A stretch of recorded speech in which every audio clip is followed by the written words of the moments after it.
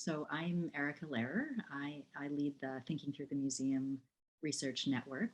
We are an international network that brings together university researchers, museum professionals, members of diverse communities in order to respond to colonial legacies and other histories of injustice with new forms of engagement. We're really excited today to be welcoming you to one of our first, I think it's maybe our second public workshop called Co-Designing for Visual Disability in Polish and Canadian Museums. And this sort of comparative approach also sort of speaks to the geographic breadth of our, some of the geographic breadth of our project, of our network. Also, this particular topic is a subject that our core team does not have expertise in, so we're really thrilled to be bringing in people from our sort of broader sort of friendly colleague network to speak on this issue. We're also really excited that there are so many people here. This is definitely the biggest workshop we've done. And now I would just like to very briefly introduce our two speakers for today. So first we have Dr. Malwina Antoniszczak, who is a Polish artist and designer who is based in Krakow in Poland. She is a lecturer at the Institute of Art and Design at the Pedagogical University in Krakow and also the Academy of Fine Arts in Krakow. And joining her will be Dr. Patricia Bérubé, who completed a bachelor's and a master's in art history and museum studies, and then very recently a PhD in cultural mediation at Carleton University. And both of them will introduce themselves a bit further when they begin. I also wanted to introduce Alex Robichaud, who you see, I don't know, for me, she's in the upper left, she's in a red shirt, who will be doing mostly behind the scenes, but maybe front of the scenes tech and discussion moderation as well.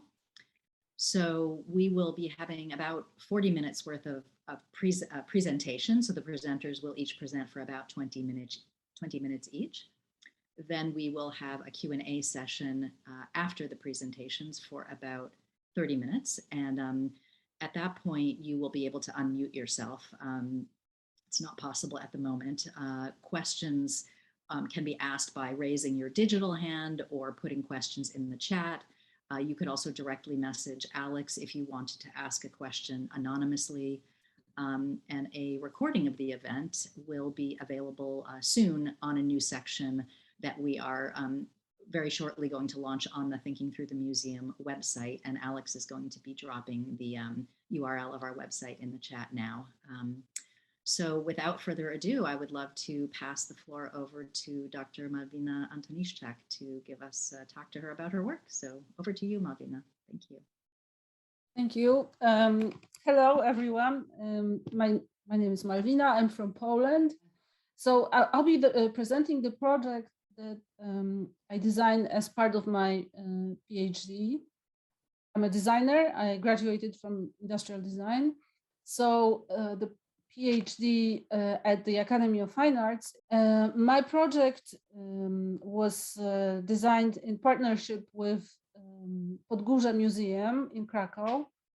Podgórze Museum is a branch of Museum of Krakow, which is like a big city museum that has multiple branches in Krakow. My project was developed under the supervision of Professor Czesława Freilich from Academy of Fine Arts in Krakow. So the main goal for my project was to increase the accessibility of the permanent exhibition in the Podgórze Museum for people with visual impairment.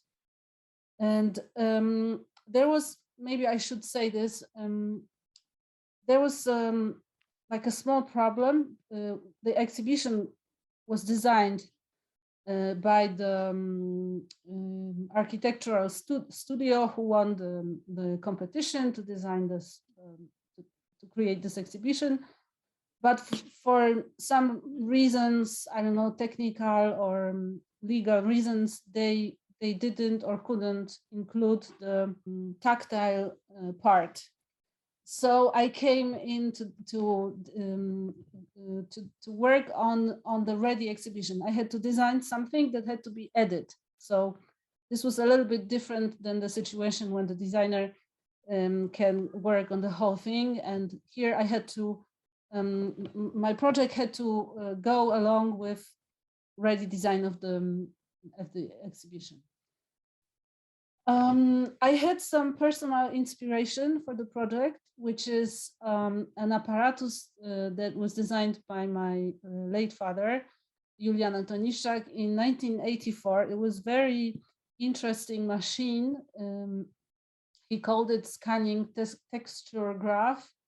The machine was scratching the plastic foil with the needle and creating tactile images. On the bottom is an example of the tactile graphics created by this machine, but it never. I mean, it never. There was some interest from the producers. 84. It was under the, you know, it was before the. It was still under the communist era in Poland, so the project stuck and it was never finished, but it's still working, but as this kind of strange object. So the Podgórze Museum is a museum of the Podgórze district, and it used to be a city, and it became part of the Krakow at the beginning of the 20th century. The museum is small. It was created thanks to the local initiative, and it's a very nice building from 18th century. The exhibition occupies 4 rooms on the ground floor, and on the picture is the museum today and the building, I guess in the 70s. The permanent exhibition is called In the Shadow of Krak's Mount. The king Krakus is this legendary first king of Krakow, and in the Podgórze district there is this mount that it's maybe his grave, who knows? But the exhibition tells the story of this district, of this area, starting from around 7th century, and this when this mount was built, more or less. So when I started working on the project, I visited many museums. I wanted to learn what are the examples, how do museums make their exhibitions available for people with visual disability. I visited 24 museums, and only in 7 of them, I went to Poland, I went to New York, Paris, London, Eindhoven, few others, maybe Vienna. So only in 7 museums, tactile aids, tactile objects were presented within the exhibition, not as some box hidden somewhere or not on demand, but as any other object of the exhibition, which seems to be the best way. I conducted some interviews and observations, mostly during workshops and events in Krakow. And I had a chance to interview quite a few people with visual disability. And my observations and interviews allowed me to create the basics for my project. So the first goal was to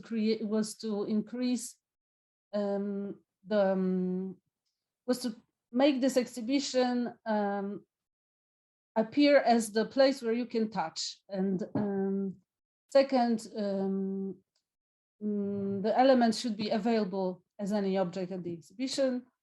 I wanted to include more models and mock-ups than tactile graphic graphics because they seem to be easier to watch with hands. Tactile designs for every visitor. So I wanted these objects to be interested for all other visitors of the exhibition. Please touch. I wanted to include this information. It's obvious, but not necessarily that something is available for touching. I wanted to encourage visitors to move more and encourage body movement in the exhibition space. 3D printing was chosen as the main technology for the production of majority of elements. I wanted to work with materials that were similar to the original materials of the objects that were copied or replicated. I ran some, I should maybe speed up. I ran some pilot tests. I'm sorry, this is not translated, but this was too much. But I was testing many materials. I was 3D printing with pure clay. And then I started testing some composite filaments, which are very interesting materials because they are 50% plastic and 50% wood. And when you print with this material, it smells like wood. It feels similar to wood. So it was very interesting in terms of sensory, what's the word? Sensorily, it was interesting. I was testing material composite with stone, with terracotta. I was also experimenting with 3D printing tactile graphics, but how to say, as a single thread. So I was trying to kind of 3D print on a sheet of plastic, because this would be the cheapest and fastest way to create tactile graphics. And it worked, but only when we are using the same filament and the same sheet of plastic. So, for example, polypropylene and thread, and polypropylene filament and polypropylene plastic. And so the tests allowed me to choose my final materials. And the project contains furniture, contains the objects, tactile objects, and the information in Braille and black print as well. The exhibition furniture, there are 5 tables like this, or 5 displays. They're in a little bit different sizes, and they were meant to be touched as well. So each table has 2 handles. They're made of oak wood. They're very nice to touch. They are very well finished. And these handles should encourage visitors to touch the tables as well. So I wanted to go get away from this image of the museum where you have everything closed. You're not allowed to touch anything. You're not allowed to touch even the exhibition furniture. And then there are 3 groups of tactile aids. There are mock-ups, models, ready-made objects that are placed on the tables. There are some additional tactile graphics on walls and some other elements of the exhibition, and touch plan and drawing templates, which are additional elements. The project was implemented in 2019. This is the entrance to the Museum of Podgórze. And here is the first part. It's a tactile plan. It's very simple. It was printed on the expanding paper. It's the visitors can take it and see the exhibition using it while it's needed. first model, it's a model of the exhibition space, sort of like imprint or 3D negative. I was trying to find a different way of presenting architectural space for touch. So I decided maybe it's a better idea to show the inner space, and then the visitors could touch something that nobody can touch, because you cannot touch the sculpture of the ceiling. So this object looks a little bit strange. It's the most experimental of all.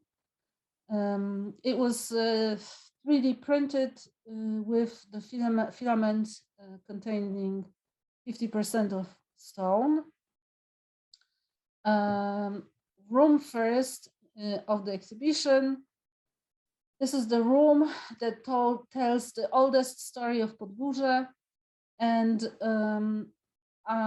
there was the model of this crack mount was already there, and I only made it more available for touch. So I added some tactile graphics and tactile information on the table.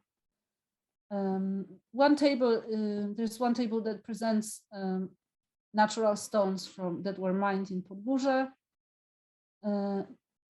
Second room, it's Podgórze in 19th century. Here is the city coat of arms, Podgórze coat of arms. It was 3D scanned and 3D printed using the filament containing a lot of wood, so it feels like wood. At the beginning, it even smelled like wood. Now it's lost after a few years. Then there are two models of St. Joseph Church. It's the main church in Podgórze. The old church was white, so it's printed with a filament containing stone. The second church, the current one, is made of brick. So I chose the stone-filled terracotta filament. Another table in the same room with stove tiles. These are examples of tiles from the Maurycy Baruch factory in Podgórze. Another tactile graphic in the same room. These are portraits from medallions of dogs who used to live in Podgórze. Room 3 to Freedom. It's the room that tells the story of the beginning of the 20th century in Podgórze. There's this like movable installation with many photographs, and those that were available that I was able to, I added some tactile graphics, transparent tactile graphics, to make them universal so to have this possibility that the visitor with visual impairment is watching the same part of the exhibition with the rest of the people together. I'm sorry, I have completely blocked nose, so I'm losing my point from time to time. Another tactile graphics, it's a Podgórze tram. Here is like a strange tactile object. In Podgórze, there used to be a factory that produced resistors during the People's Republic of Poland, and people were putting them in the jackets because resistors sound like resistance, as a symbol of resistance to the authorities. In Polish, it's oporniki and opór. So, I mean, it sounds similar. So here's this resistor, and this is the last room. The most recent history of Podgórze, and first table, we have some 3D printed models of floor tiles and some details from old house in Podgórze, from the door of the old house in Podgórze. And here is this encouragement to move. So there's just label that invites visitors to touch the floor. Maybe I should speed up, right? Is it okay? Still have some time, Malvina. We have about 5 minutes left if you'd like. Okay, 5 minutes, fine.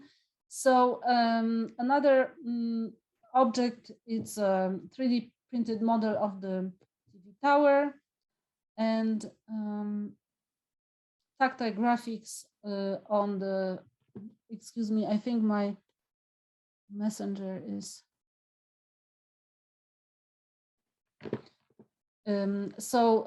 Tactile graphics on the photograph of the Muzeum Podgórze. Here are tactile graphics on on the Krikoteka, which is cultural center of Tadeusz Kantor work. And the labels were also designed, the labels were also 3D printed using the resin, and this technology was very effective. So they were very easy to read, and we tested them with many people tested this braille labels, and they were they're very clear, good touch visibility. And the additional elements I attempted to create drawing template, because in the museum there were some colorings for children, so I was trying to create a template that would allow blind children to draw, because when you draw with a pen on a soft pad, then you know the result is you can feel the result. This template was also 3D printed. I ran some user tests, and some results were interesting. I selected some conclusions.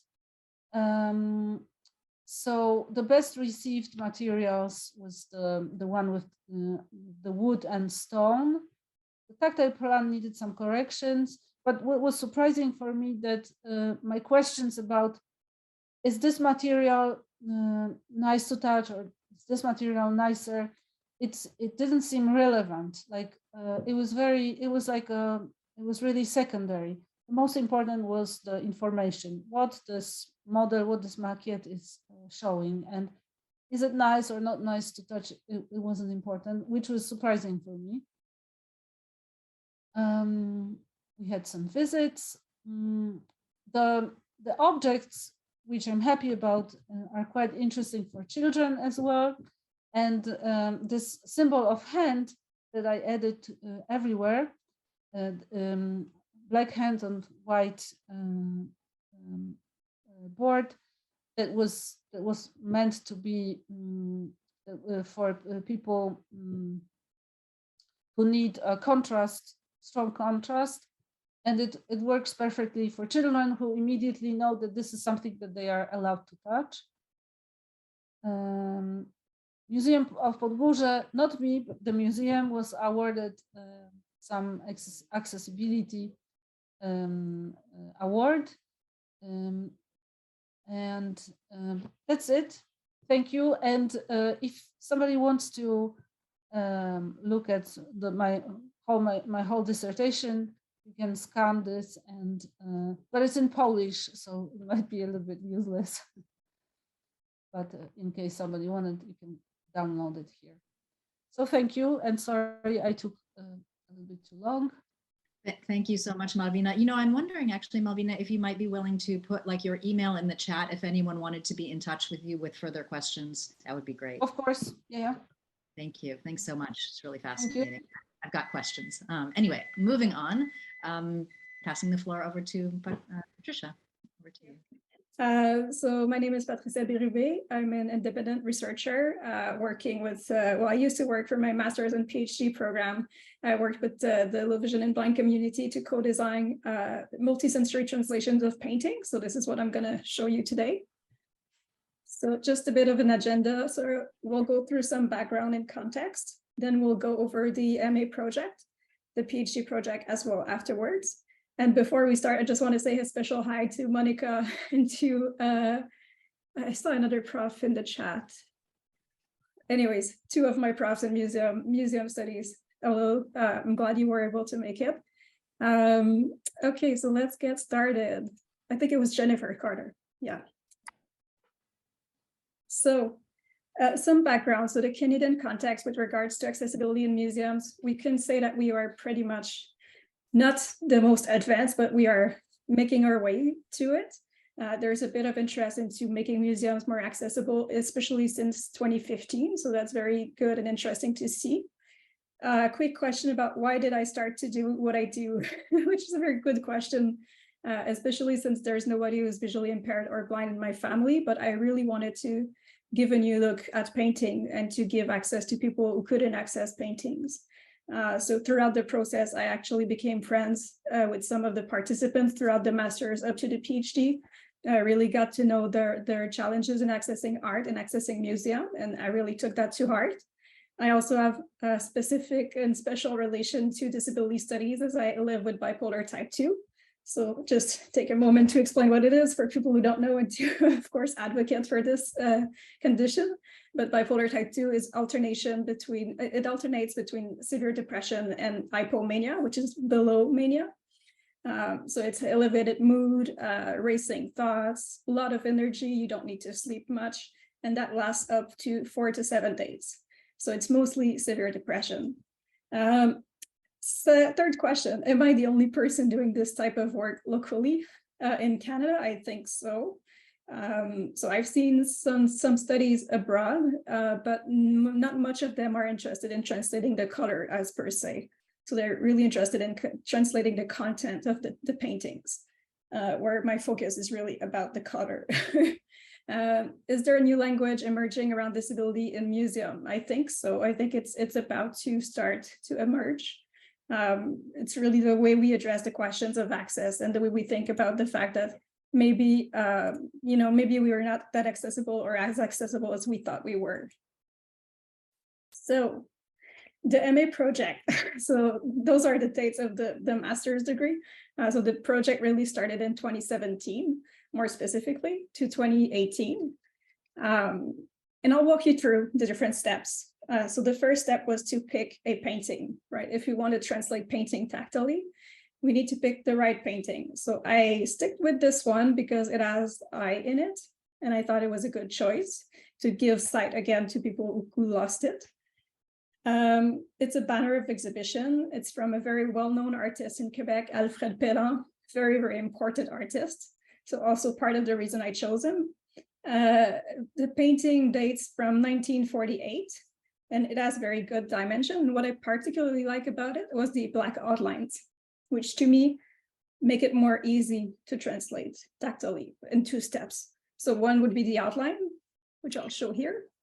So you actually decompose the reading in 2 steps. So you have the outlines on the left, and then you have the outline again, but with a specific texture for each color on the right, with a Braille label with all of the colors, including the black, which is not there here. So that's a close-up of the maquette that was presented to actually get funding to get the project going. And that's the second prototype, right? So before getting into the prototypes, we needed to even pick the right materials and technologies. So we knew that we wanted to do this 3D printed, but we didn't know which material exactly. So these are pictures of 2 different materials, 2 different silicones. So one is very rigid and the other is more flexible. And after testing it with participants, almost all of the participants selected the flexible material because they said it was bouncing back, which was fun and it was interesting to touch and it was interactive more. So And with that said, and with my connection to disability studies, I could not foresee doing this project by myself because, of course, as you can see, I have glasses, but I am very well sighted. So participants were invited to join as a focus group. So it was 13 participants who were blind, some were legally blind, some were visually impaired and could see some at some distance, or you know, some colors were perceived, but not all of them. And the only main limitation, which is kind of a huge limitation, but it was that I had no participants who were born blind, so I couldn't find any. But these participants I did consider throughout the process as the experts of their own experience. And so when we were selecting the textures for the prototypes, they were very well involved. So they could test the texture and see what they like about it or they dislike about it. It was very interesting because some of them associated some textures with emotions and memory. So they would say like the white texture is very flat, it's very soft, and it reminds me of winter and of waiting for the bus that never comes. So it was there was like a hierarchy. Red was the color of passion, so it has to be more important and more high in textures. So they also conducted some testing of the tactile prototypes, and they make suggestions on how to improve them. So this was the final result. So the first prototype at the top is really only the outline to help the person situate the different elements, understand the proportion, and really get a sense of what it means in a general like layout. Where the second prototype has actually a different texture for each color with a Braille legend that is associated to it. And this made me realize a lot of things. You know, as a sighted person, I wanted to have them feel the artwork as it's supposed to be felt, as I was taught by the Sighted Museum, you know, Ocular Sensuous Museum, to see it. And one participant who I particularly like, we're still in touch to this day, but he actually flipped it the other way around. And he said that it was the most beautiful house he's ever felt tactily. So all this to say that art is very subjective, and you know, the interest and the taste and background and preferences varies. We should not try to impose too much when we're doing adaptive or you know, other sensory technologies. So that was the revised version of the tactile legend. So the first legend actually was a failure because I wanted to see if we could use the same technology from A to B. And what I forgot to mention is that we are using 3D printing, but these are actually silicone. So the 3D printing is plastic, and then it's casted with silicone and unmolded. So the part that you're seeing is the part that is unmolded, because they didn't feel like the plastic 3D printing was fun to touch because they could feel the lines, and they said it was very aggressive. So we tried to do a Braille legend with the 3D printing at first, and that totally failed because they said we did not respect the distance correctly between the dots and the space between them. So they said it was Braille for kids. But then again, people who lost finger sensitivity because of diabetes thought it was easier to read. So just food for thought. There's still, you know, very interesting findings here. This was exhibited at the Montreal Museum of Fine Arts, 2018 to 2019. So it went well. It was a very nice exhibition. And you can see on the left picture, I'm hiding the circle with my right hand because there's actually a part of the silicone missing. Someone stole it. So I was just hiding it. The choice of silicone was also made because it was easily cleanable and it was durable. So those decisions were made upfront and were pursued throughout the PhD project. So PhD cultural mediation, so 2021, 2022 for the research itself. And this time around, I had a very interesting set of participants, very amazing participants, 2 of whom were born blind, one of who was living with Stargardt macular dystrophy, which is a very rare illness. So she could still distinguish some color, but from very, very close. So that was interesting to have her as part of the group. Congenital glaucoma, and someone who lost sight after surgery, so brain surgery. The other thing that's important is that not all of them have the same level of Braille. And it's also part of the reason why I removed the idea of the Braille legend at this step of the research to replace it with audio. So for this research, I was really learning from previous experience. So, you know, the material needs to be solid, needs to have a better glue so people can't steal parts of it. It needs to be durable. You need to be ideally maybe using new ways of assembly practices. So using wood for the outline instead of just the same material. And of course, this was amid COVID. So during my ethics clearance, it was during COVID. So it needed to be disinfected easily, needed to be, you know, first designed for online interview. So the audio could not be embedded in it, which was a shame because it was what it wanted to do. But COVID being what it is, we have to adapt. And so these are the two paintings that were chosen. So this time the participant actually got to choose among 5 paintings. So they got 5 paintings and they got to pick 2. And this is what the majority of the group picked. So 4 out of 6 picked these 2 paintings. So the painting on the left is a landscape. And it's actually a big mountain, and behind it there's a mine, and there's the steam coming up from the mine, and there's a storm raging at the background. And this is from Franklin Carmichael. It's titled In the Nickel Belt, and it's 1928. The other painting is more, you could say almost more surrealistic or abstract. And it is a decomposed view of a port with very flashy colors, and the moon hiding behind the clouds. It's from Duncan de Kergomo. It's Outport Icon number 2, 2021, 2001, 2002. So these were the 2 paintings that were selected by the group. And these are the instructions that I actually sent to my 3D partner, who was the same guy as the master's project. Because when you have a good partnership, why change it, right? And so I actually didn't have to draw a line on the painting on the right because it was very well defined. So I went by colors to say that each number is the same color. So 4 and 4 for the yellow are the same textures. 5 and 5 are the same textures, and so on. For the other painting, I actually drew the outline myself. So this is interpretative again, but it's really to get a sense of the depth of the painting. So I drew the lines that would be the outline later on. And these outlines were actually sculpted by another company in MDF.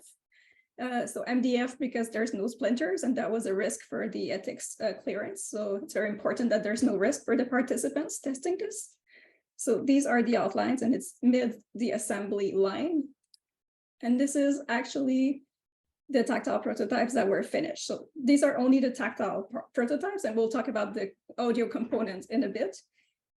So you could say that there's different textures, and it was very interesting also because there was some disagreement against some of the texture. I'm thinking of the painting, well, the prototype on the left with the mountain. So here, if you look at the rain, so the rain texture was very well debated by half of the participants in the first round of interviews and testing, because they felt like the rain should be dots falling down.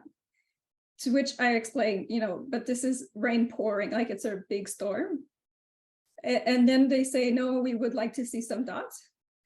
So it was a very important point of the research where I decided that this was a decision that was, you know, within the researcher purview, because I decided to go ahead with this texture, but to add the audio. And that if people still didn't like it with the audio added, then we would change the texture and we would go back to the lab and chop it. Turns out that when we added the audio, actually everyone liked the texture so much, and they said that they really conveyed the information. So that's what was interesting. And what can't be described is the feel of some of the textures. So the one for the water really feels soothing. The one for the mountains really feel like grass when you run your finger around it on it. So it really feels very interesting. And now, what can I do? So I'll actually talk about the audio components right here. So the audio components, so there was 2 audio components. There was one that was the audio guide. So it's about 5 minutes for each paintings. So the first minute or so is instruction about how to use, the wooden outlines are guides to help you understand the different elements and so on. If you double tap on a section, you'll have a sound explaining what it is. And then that was followed by a very brief musical interlude. So a part of music that conveys the mood of the painting. So something more majestic for the one on the left, and something more funny or arbor-like for the one on the right, with no lyrics. That was very important to them. And then it's followed by a very brief, another description of what the painting was about. So that's the first part. Then the second audio component is actually on the board. Well, on the board, and I'll show the next slide. So it's right here. So it's an iPad. So that is the digital reproduction of the painting. And when I tap on the rain, it will play the sound of the rain. When I double tap on the rain, it will say rain. So that was the way it worked. And that way I could activate the sound and follow them while they were doing, the testing. And the other thing is that this one, the specific one, is actually exhibited at the Ottawa Art Gallery right now in the main exhibition, the permanent exhibition, with the original artwork from Carmichael. But I was unable to get a picture because I didn't get a chance to go yet. So maybe I'll try to get one soon. So I hope I make up for the time. Thank you for my MA supervisor, PhD supervisor, and also my thesis committee. If you want to connect, please feel free to email me. I will also add my email in the chat. Thank you so much, Patricia, and to both of our presenters again. This is really so many questions, such interesting work. We will have the Q&A. We'll begin that in a couple of minutes, and Alex will explain how that will go. But to get prior to getting that conversation started, I wanted first to ask Malvina if she might just address, briefly this sort of broader context that Patricia mentioned about what is disability accessibility issues in museums look like in Poland, and how did she get into that? And then we can ask if the presenters also have questions for each other. So Malvina, back over to you. You're muted, Malvina. So thank you for this question. In Poland, it's complicated because I was wondering what is because there are those social models of disability, I believe. So in America, there is the model of activism model of disability, or in UK or Scandinavia is like a social model. And then in Poland, it's really hard. I was wondering what's the model of this disability in Poland, and it's really complicated to answer, because on some level we are super late on every in many terms. At the same time, since Poland joined European Community and there was more money, programs, renovations, innovations. So on some levels, it's quite on time. So for example, when there are new institutions, new buildings created now, like new museums, it's mandatory, new permanent exhibitions, it's mandatory to make them accessible. Of course, it doesn't mean that they will be accessible, but at least there's some level. And so every new permanent exhibition created in Poland today should have some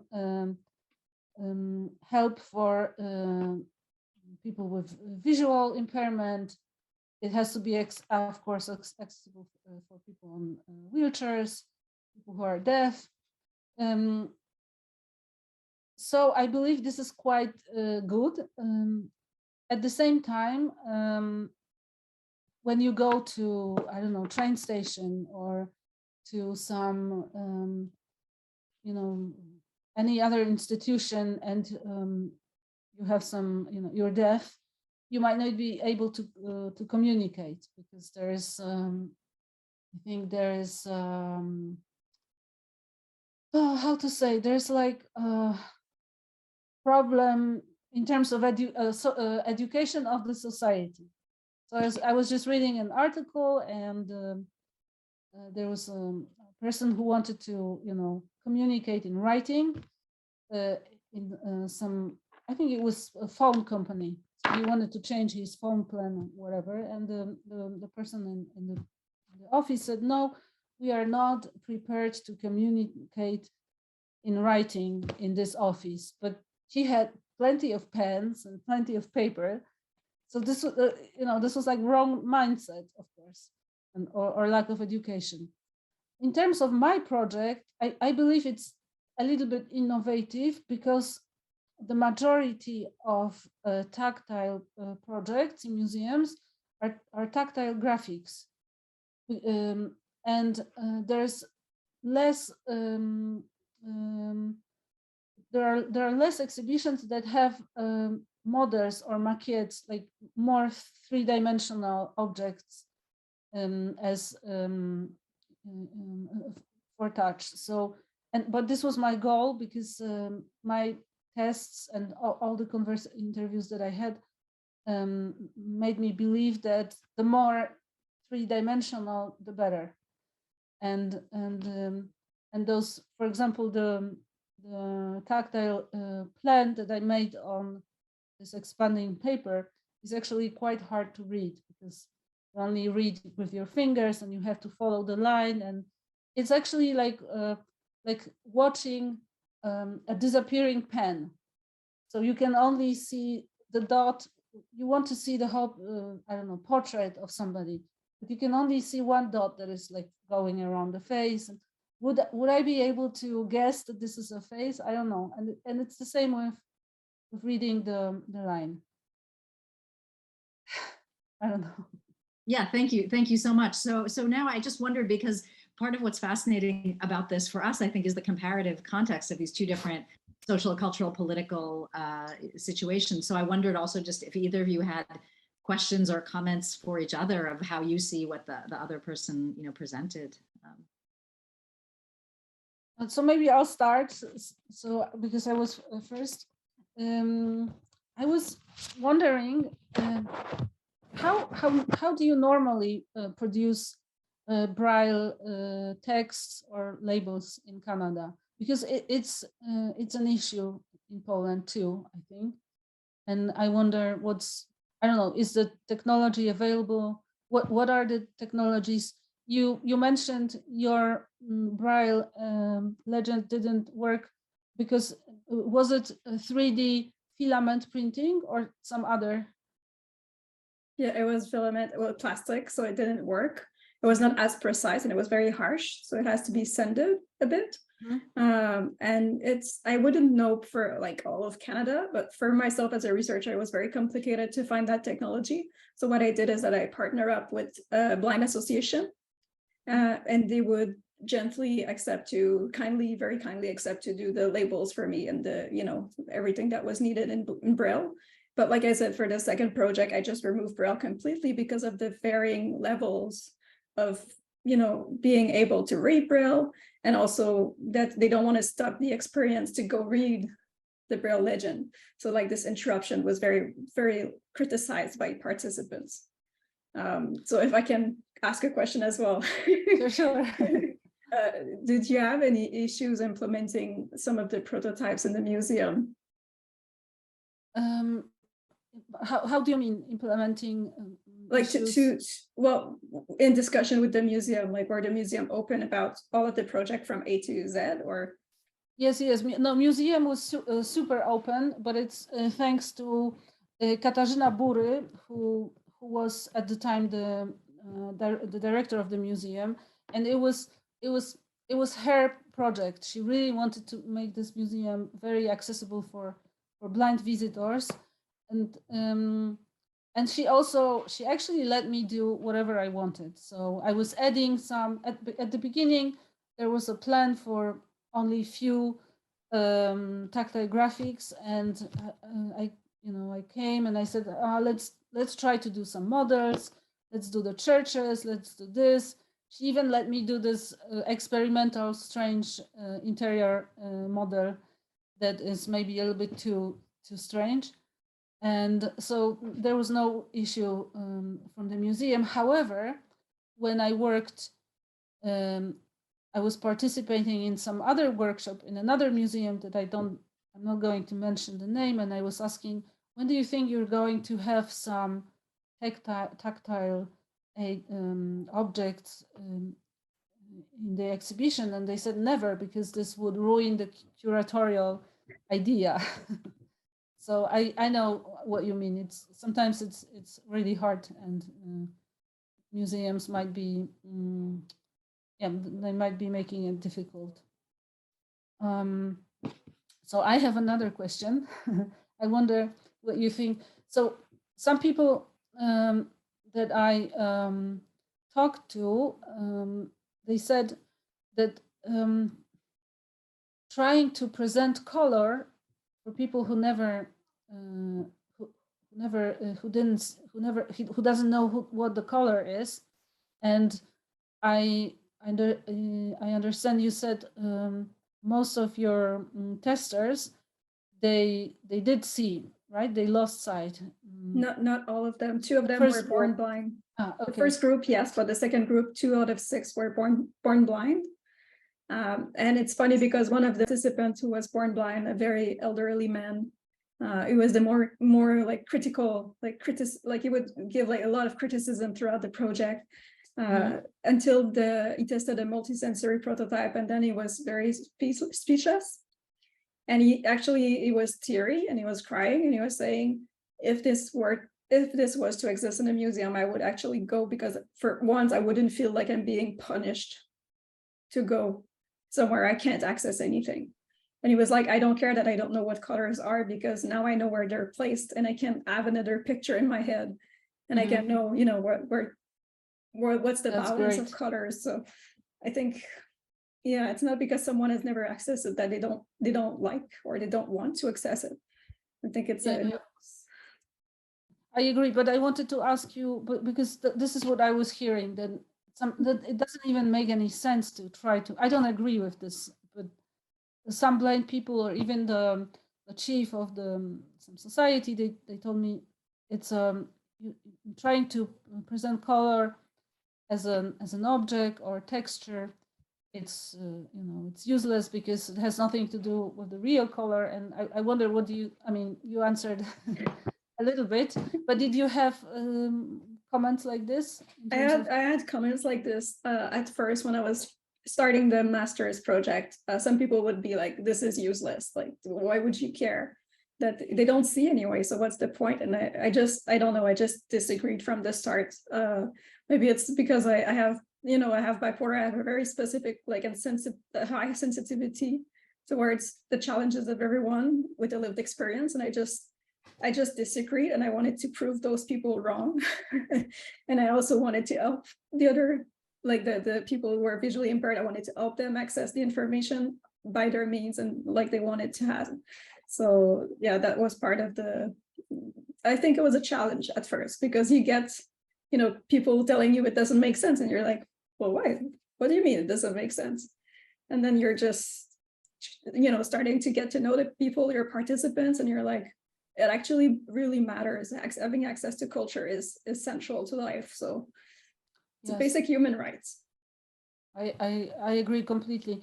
Also, you were working with artworks, and I was working with City Museum. It's very different. I mean, it's much harder to present artworks as a tactile object or different object, because it's easier to create some mock-ups of the buildings, etc.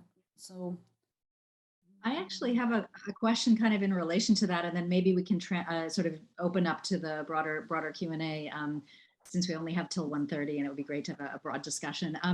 First of all, just one comment. I really love this idea. I think it was Malvina who said it about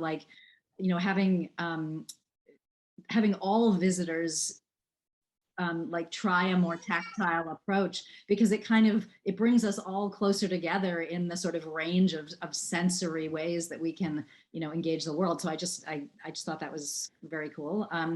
But also I had this, it's almost like a philosophical question, and it relates to this question of like, not should you, but how does one present color to someone who's never seen color? So I was thinking about this, like also Malvina, when you had this mock-up of a church. So like, if you're born blind, I was wondering how much like preparation or learning does someone who's born blind need to understand your models? Because if you guys are doing, as you are, like such innovative work that hasn't existed before, how does someone understand what a church looks like by touching it? Because they've never touched a church. I mean, you can't touch a church. Well, you could, but it probably no one would have that opportunity. So I wonder, how does one, for born blind people, induct them into the world of visually seeing things with their hands that, that they haven't before?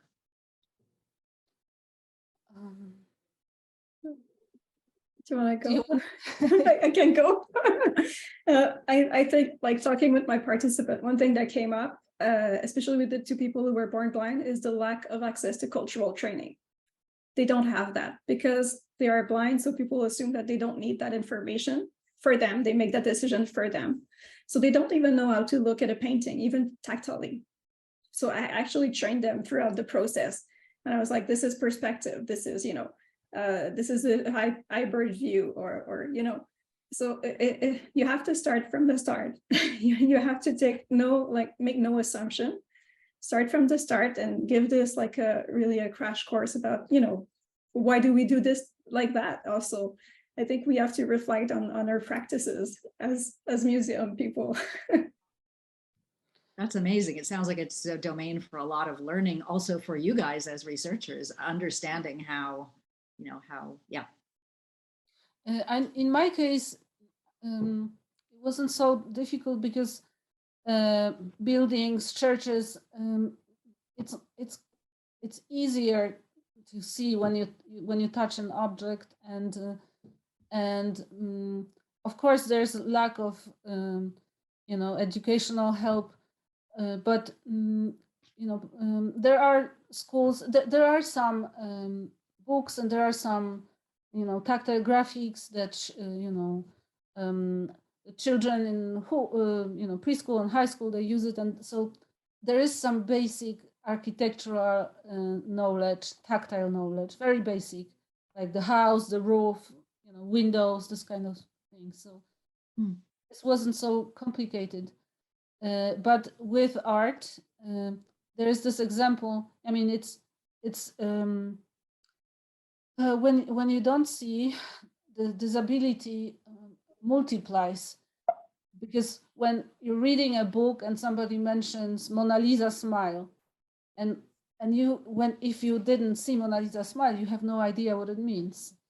And so there are so many codes and meanings, and and like Patricia said, with artworks, I don't think there's any education.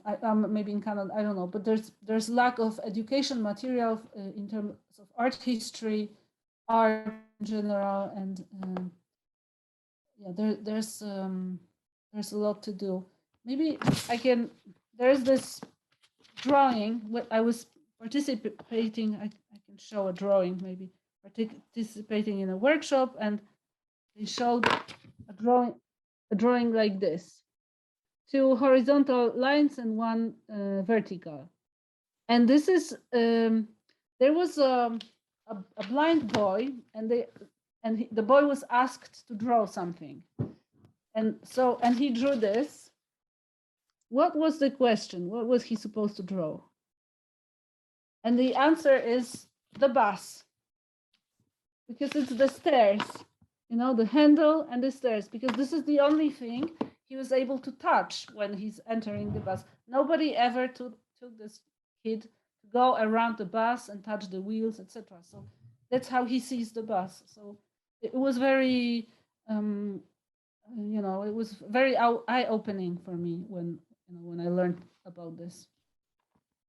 Amazing. Thank you. Thank you. So I'm handing it now to Alex to induct us into the Q&A. Thank you so much. Yeah, thank you so much, Patricia and Malvina. It's been really interesting so far, and I'm excited to hear everyone else's questions. So I put it into the chat a few moments ago. You should be able to see some options. You can raise your digital hand now if you'd like, type a question directly into the chat, and then anonymous questions, just send me a private message, and we'll just go in order of how those come in. So anyone who has a question, feel free to ask in any way you'd like right now.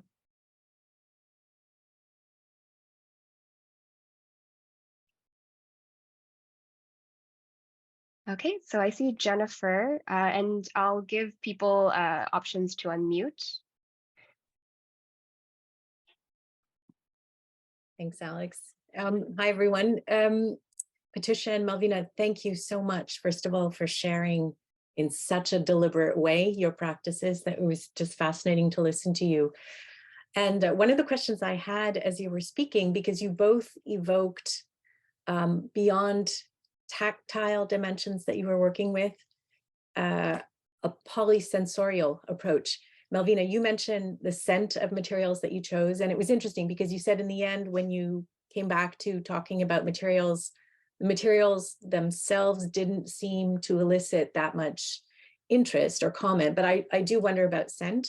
And Patricia, you started to speak about the role of sound and how you were interpreting different elements of paintings according to sound. So I'm just wondering transversely if you could both speak to this larger thinking about how to interpret objects and works in a polysensorial, if there's appetite for that, first of all, approach. And Patricia, I was also wondering about scale, because that says so much about a work of art. And I noticed with Pelon, for example, it was a smaller piece that you did, but is there also a tradition for doing a one-to-one interpretation of a work?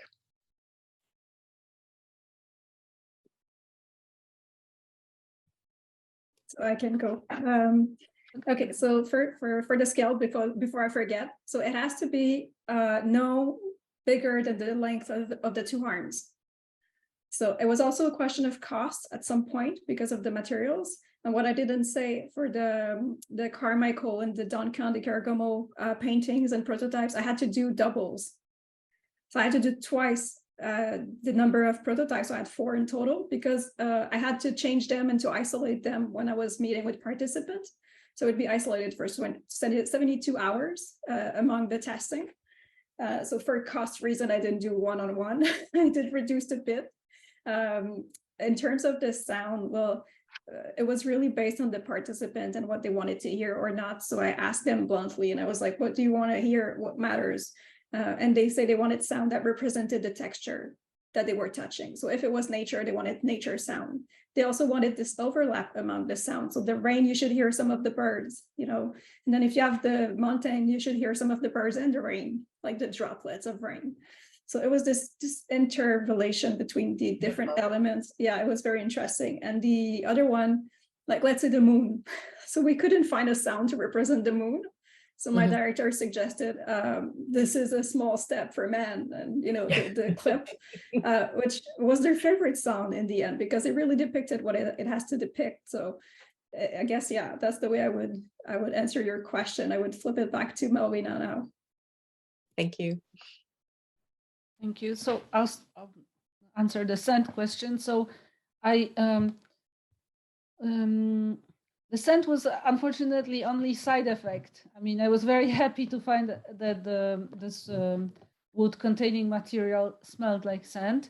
I wish we could include more senses. There was the budget was limited, obviously, like in every museum. We had an idea to, for example, with those stove tiles, to put a heater inside one of the tile and to make it, to make this impression that you're actually touching this real stove. I don't know if stove is the proper word. Stove is more for cooking, right? I don't know how do you call this? It's like an oven, kind of like an oven. Like old ceramic apartment heater that, from 19th century, maybe oven. And but I mean, so we didn't do it. And some of this stone containing filament, they did have, a little bit of scent. And I believe the scent in general is the least incorporated sense in museums.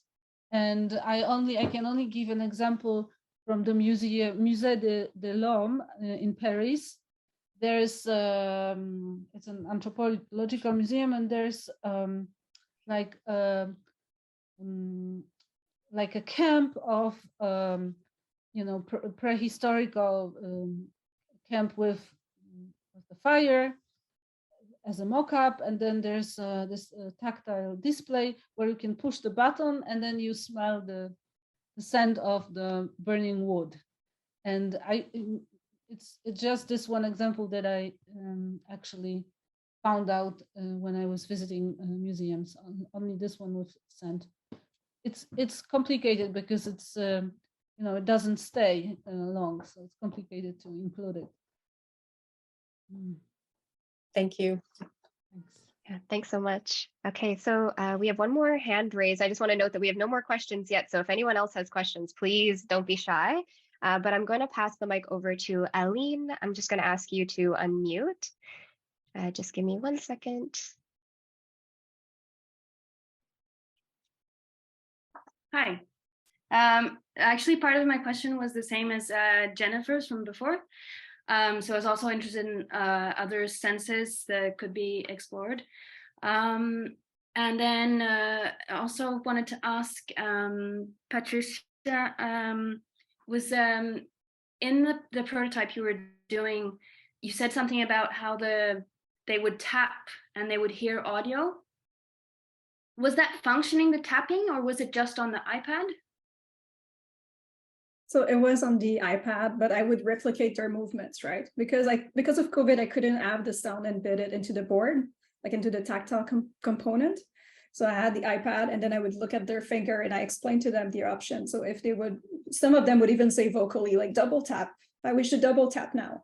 So then I would double tap. Actually, no, but they weren't actually touching it.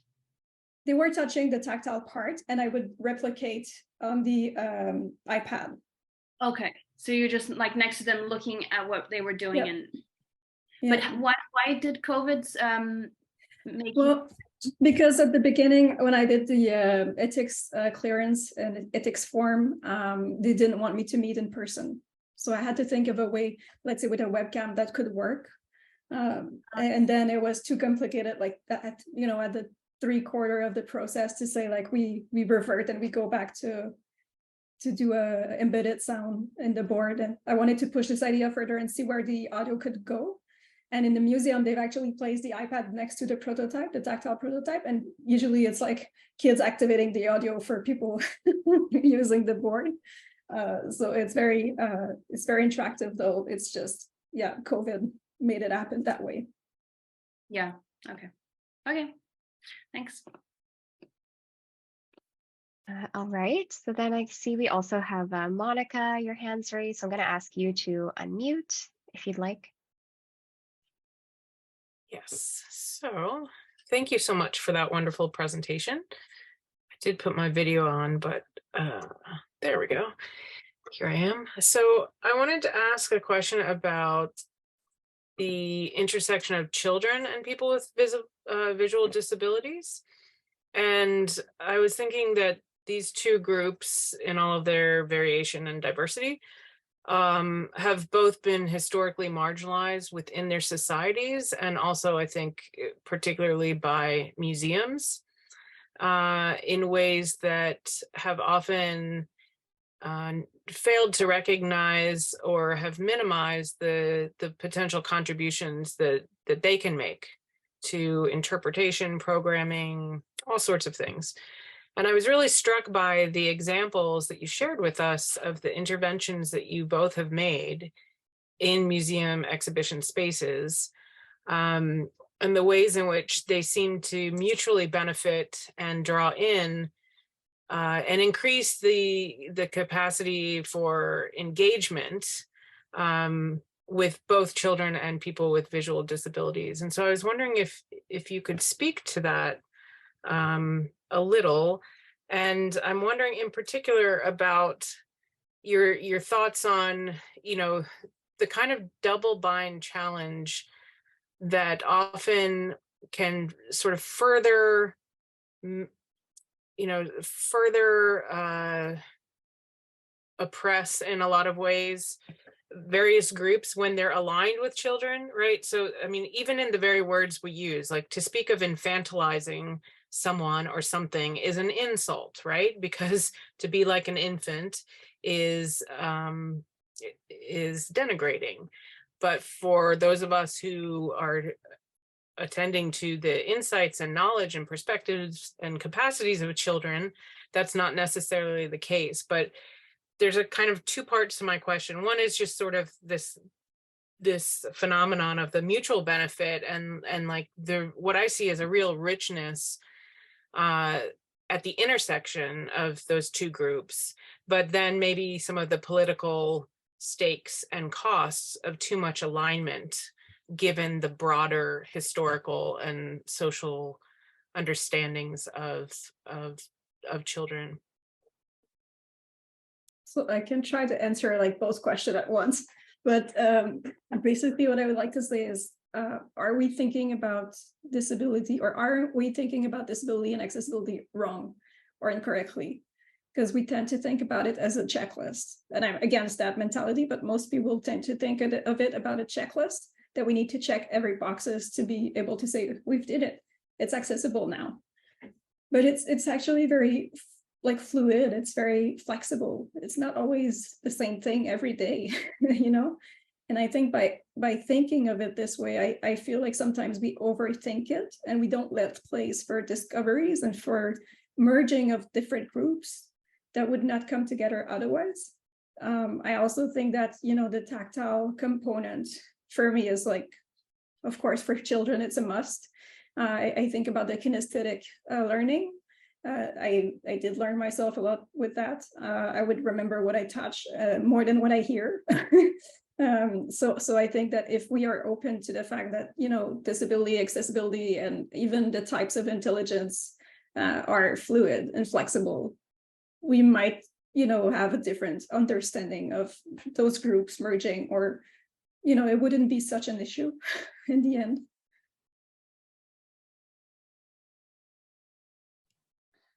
I can add something.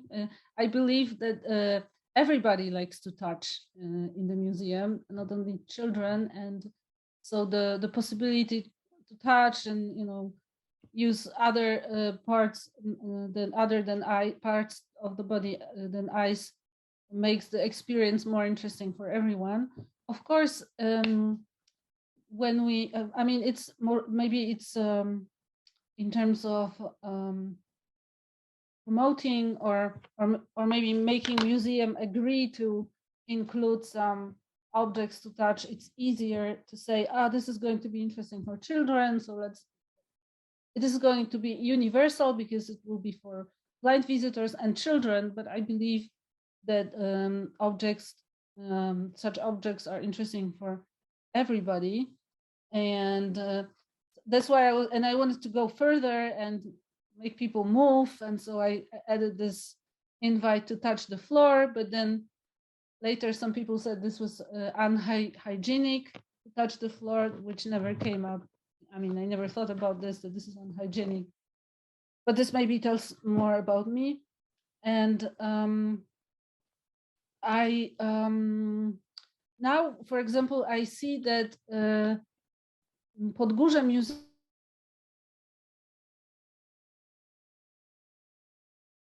as a place interesting for children. The second question is maybe Patricia answered better. I don't think I can add something in terms of groups of oppression. Of course, we are infantilizing, which is awful. We are infantilizing people who don't hear well, right? Not only the deaf people, but older people who are losing hearing, and for example, I don't know, I can see it in hospitals, right? When there's someone older and the nurses are, again, this is maybe cultural in Poland. When you address someone, you should call them ma'am, right? We don't say you have to say pani. And then in the hospital, when there's someone older and not hearing very well, the nurses directly jump into you. And this is infantilizing and not very nice, but this is another topic, I guess. Thank you so much for both of your question or your answers. Sorry. I just wanted to make a quick note because we're going to go into the last question now. Just that there's going to be a feedback survey at the end. So we'd really love for anyone who's here just to stay on until the end, just so that we can get some feedback on how this went for you. But I have, there's one more question here, scrolling up to it from Helen. So the question was, have the museums that you were working with incorporated more tactile items in their galleries after seeing the results that you've both had? So whoever would like to go first. It's hard to say. I moved cities, so I didn't get a chance to go back as much as I would like. I'm hoping the experience changed some mentalities in terms of some of the staff members. But then again, I can't, because I moved cities, I can't know. And then the ongoing exhibition, I haven't been yet. I have to go this weekend. So it's too soon to say. And Podgórze Museum, they didn't include more tactile objects in the permanent exhibition, but they try to create some tactile objects for every temporary exhibition.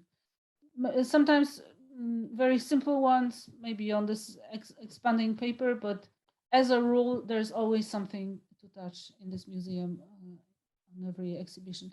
But I don't think it's thanks to me, it's more their policy. I mean, it's more like this museum wanted to be so open, that's why they invited me to work. So I'm not going to take this credit. That's great. I guess it's a short question, so we'll ask another, and hopefully there's a few more in the chat, so we'll get to as many as we can before 1:30, but I'm going to respect everybody's time. So another question here from Festival, who's actually a partner of Thinking Through the Museum, is what are some strategies you would recommend for low budget temporary exhibitions like festivals, for example? So, I mean, 3D printing is not always expensive. So there's different materials that you can pick from. You can also advocate for your event with the company that's doing the 3D printing and ask for a reciprocate like deal. I've done that as a student. Sometimes I had not a lot of money, but I told them I would put them on my website. I would talk to them about them in my conferences and get the word around that it's a good company, which it actually really was, especially since they accepted to do a special deal. But sometimes it's just asking if they would cut on some profit to make an exception for this. Also playing with the scale of things. Sometimes it's better to have like a few small items and no items. Just my 2 cents on it, Malwina. I think I would suggest the cheapest but quite helpful solution is large prints. So I know it's not for people who are blind, but the majority of people who with visual impairment can actually see something.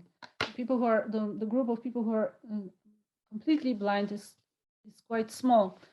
So very simple, prints of the whatever information, but in large print, it's very useful. And like Patricia said, 3D printing doesn't have to be very expensive. I would suggest this expanding paper. It's not Polish invention.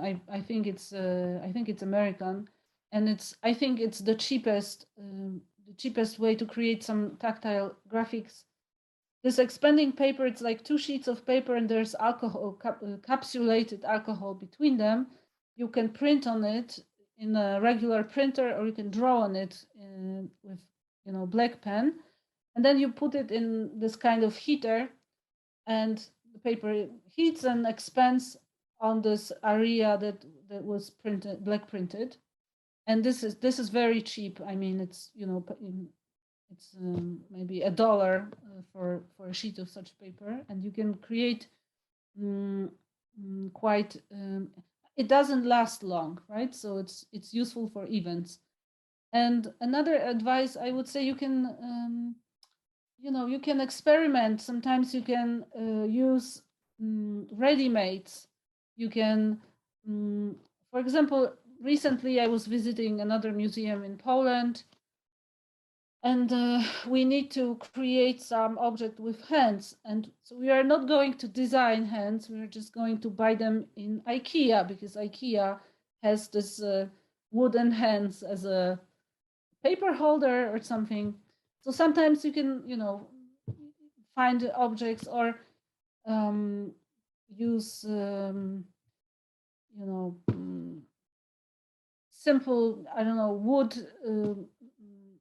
wood pieces. It depends what you're trying to create, but it doesn't have to be expensive or complicated. I think that's it. Thanks so much. I think we're going to need to wrap up. Yeah, Alex, sorry, you were just going to say. So I was noting Festival, Magda was asking if Malvina could once again put her email in the chat. Actually, if both of you, perhaps Patricia and Malvina at the end now, because I guess people who came in later didn't see that. It would be great to have your emails. Thank you so much again to both of our presenters, to Patricia and Malvina. This was super interesting. Also to all of the wonderful guests and questions. Really great discussion. I feel like we could go on and on, but everybody has so many things going on, so time constraints. So in just a moment, a link will go, or there will be on this screen, there will be a link to the poll. And so please do stay for, we'll leave it for 5 minutes, the Zoom open for you to complete the survey about your experience. I also wanted to let everyone know that we have another upcoming workshop on the Canadian Museum Association's important new report, Move to Action, about the implementation of the UN Declaration on the Rights of Indigenous Peoples as applied to Canadian museums. Also, if you're interested in and are not yet in the Thinking Through the Museum newsletter, please go to our website. Alex can put a link in the chat again. If you scroll to the bottom, you will see an option to sign up for our mailing list.